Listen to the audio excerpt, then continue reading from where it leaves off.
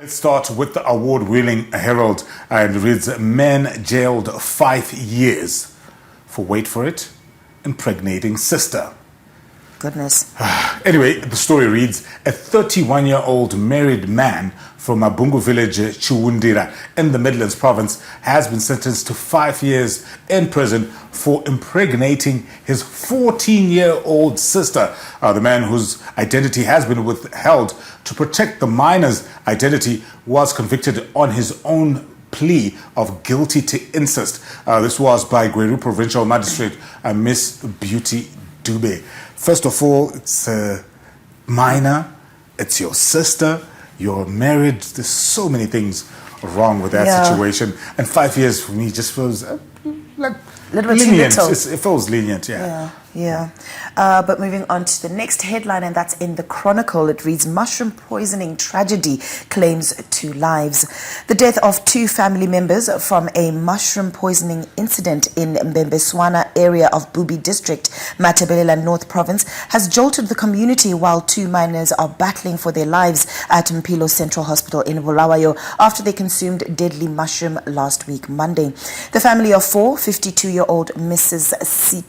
Sinotando Gwai and her daughter Saneliswe Ndlovu, 14, and 2 grandchildren, Primrose Ndlovu, 13, and 3-year-old Precious Ndlovu, were rushed to Mbembeswana Clinic after eating the poisonous delicacy.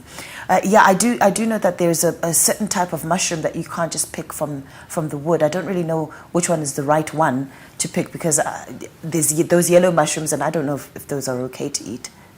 The farmer asking me about mushrooms. No, but I mean, look, you can ask me, but that is not my, I don't farm mushrooms, so I wouldn't know. But then this mushroom that you find just on a tree stump or in the middle of the field or whatever, people are picking that and eating that. Yeah, that's I guess we need to be a bit more educated on that. I know nothing about farming, guys. I don't even think you need to be a farmer to know that. Maybe. Anyway, let's go to the H Metro. And the back page reads, Zifo poll, another High Court challenge on today. So the agent chamber application filed by aspiring Zifo presidential candidate Temba Muliswa will be heard by the High Court in Harare this morning. Muliswa, who was amongst the 5 candidates that were disqualified by the Zifo Electoral Committee after falling short of the association's eligibility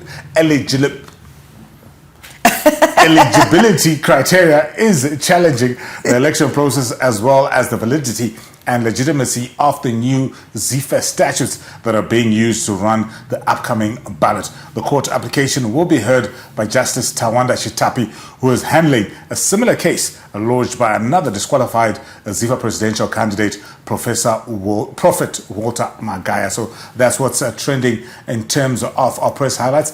I think